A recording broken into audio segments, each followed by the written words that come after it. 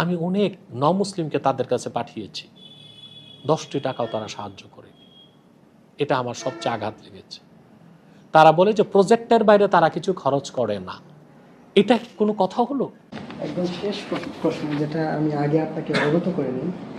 আমাদের তরফ থেকে বার্তা হচ্ছে, আপনি চাইলে উত্তর দিতে পারেন, আবার নাও দিতে পারেন। যেটা এখানে বসার পর আমার মনে হয়েছে, গতকাল একটা ফুটেজ ভাইরাল হয়েছে, যেখানে আপনার একটা বক্তব্য আছে যে বাংলাদেশে কিছু লোক এমন আছে, তাদের ফাউন্ডেশন আছে এবং তারা দেশে দুর্যোগ আসার জন্য অপেক্ষা করে যে ত্রাণ বিতরণ করবে আর তারা নেবে। এই বিষয়টা নিয়ে আবার দেখলাম ফেসবুকে আপনার পক্ষে বিপক্ষে বা যারা ফাউন্ডেশন কেন্দ্রিক এদের পক্ষ বিপক্ষ নিয়ে আলোচনা হচ্ছে। তো বিষয়টা একটু ক্লিয়ার করবেন কি?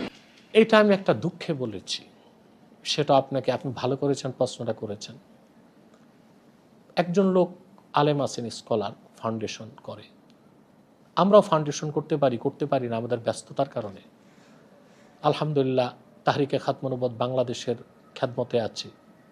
সারা দেশে ওয়াজ মাহফিলে যেতে হয়, ছাত্রদেরকে হাদিস শরীফ পড়াতে হয়, দরবার শরীফের দায়িত্ব, সব মিলিয়ে আমরা যে ফাউন্ডেশন দাঁড় করিয়ে বসে যাব এই সুযোগটা আমাদের নেই। যারা ফাউন্ডেশন করেছে তাদের কিন্তু আপনি মৌলিক কাজগুলো পাবেন না। তারা কোনো মাদ্রাসায় পড়াচ্ছে না, ওয়াজ মাহফিল করতেছে না, কোনো সংগঠনের সাথে নাই। তাদের রুজি রোজগার, রুটি ডাল ভাত, তাদের চলাফেরা, গাড়ি বাড়ি সব কিছুই ফাউন্ডেশনের টাকা দিয়ে।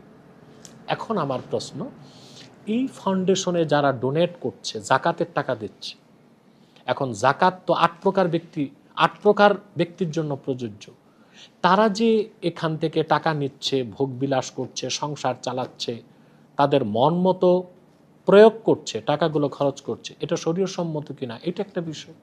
দ্বিতীয় হচ্ছে, আমি অনেক মুসলিমকে তাদের কাছে পাঠিয়েছি, 10টি টাকাও তারা সাহায্য করেনি।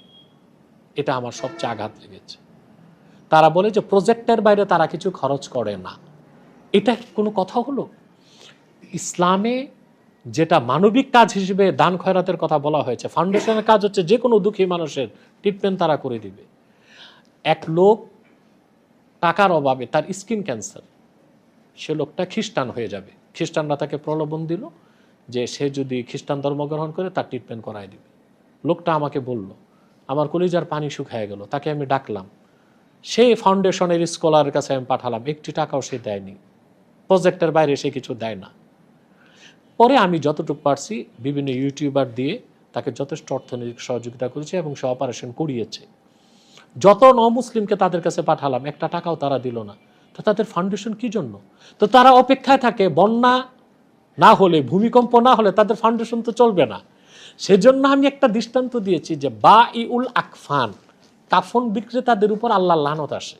আবুল্লাহ সামারকান্দি রহমতুল্লাহ বলছেন, কারণ কাফন বিক্রেতার কাফন বিক্রি হয় তখন যখন মানুষ মারা যায়। তো সে অপেক্ষায় থাকে মানুষ কখন মরবে, তার কাফন কখন বিক্রি হবে।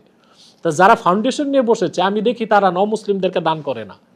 অভাবগ্রস্ত মানুষ চিকিৎসার জন্য গেলে কোনো টাকা পায় না, বিধবা মহিলারা গেলে কোনো সাহায্য পায় না, কোনো লোক মেয়েকে বিয়ে দিতে পারে না, সাহায্য পায় না, কোনো লোক বিদেশ যাবে, ঋণ পায় না। তারা শুধু প্রজেক্টে টাকা দেয়, মানে তারা অপেক্ষা থাকে বন্যার জন্য। সেই দৃষ্টিকোণ থেকে আমি বলেছি তারা তো অপেক্ষা থাকে বন্যা কবে হবে, এতে আসবে যাবে, নিজেরও সংসার চলবে। এই দৃষ্টিকোণ থেকে আমি কথাটা বলেছি, ক্ষোভ থেকে, দুঃখ থেকে। আচ্ছা, এখান থেকে আরেকটা জিনিস বের হয়, তাহলে অনেক ফাউন্ডেশনের চেয়ারম্যান, ভাইস চেয়ারম্যান তারা বিভিন্ন সেমিনার প্রকাশ্যে বলে থাকেন যে আমরা আমাদের ফাউন্ডেশন থেকে কোনো স্যালারি গ্রহণ করি না, আমাদের ব্যক্তিগত কাজে, আমাদের পারিবারিক কোনো কাজে ফাউন্ডেশন থেকে কোনো টাকা নেই না। এই এক ধরনের লোক, আর যারা সৎভাবে তারাই তো সৎ, তাদের দাবি অনুযায়ী, তাদের উদ্দেশ্যে আপনার পরামর্শটা কি ফাউন্ডেশন নিয়ে?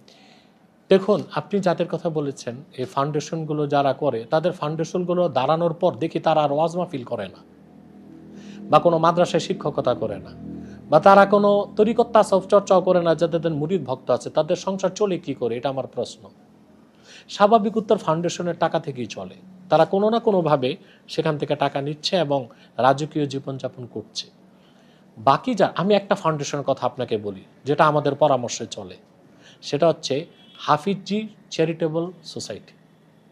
এই যে আমার খুব স্নেহের রাজ, এই সংস্থাতে আমি আপনার উপদেষ্টা, এবং আমাদের উপদেশ পরামর্শ নিয়ে তারা চলে।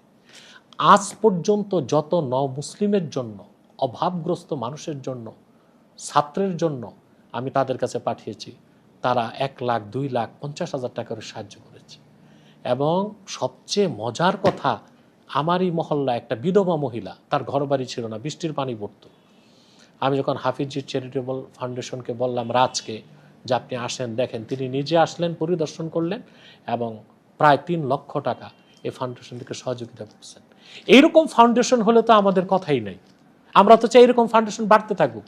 কিন্তু যে সমস্ত স্কলার ফাউন্ডেশন করে প্রজেক্টের বাইরে টাকা দেয় না, ওখানে তো তাদের কোনো ভিন্ন ইন্টেনশন আছে আমার মনে হয়, তাদের সমালোচনা তো আমি করতেই পারি।